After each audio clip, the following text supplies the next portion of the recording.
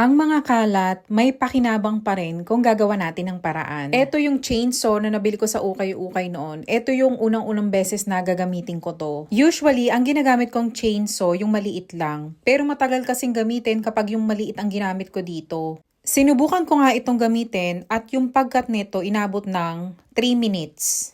Nakakangala yung 3 minutes kaya sinubukan kong gamitin ang miter saw. Etong miter saw, 30 seconds lang, nakat mo na. So, mas mabilis siyang gamitin. Ang problema lang nito, kapag medyo malaki yung kahoy, hindi niya makat all the way. So, kailangan iikutin mo yung kahoy para makat siya ng tuluyan. Bala ko itong gamitin doon sa greenhouse para sa firewood. Kaso ito, patutuyuin mo talaga to ng mabuti. Ang maganda lang dito sa miter saw, kapag naibaba mo na yung blade, hindi mo siya basta maiaangat. May safety lock siya. So, kailangan tatanggalin mo yung lock niya bago mo siya maiangat, ganun. Pag ito ang ginagamit ko, talagang sobrang ingat ko. Kasi umiigkas ito kapag yung kahoy hindi siya nakaposisyon ng tama. Kaya yung pagbaba ko ng miter saw, talagang dahan-dahan lang, hindi biglaan.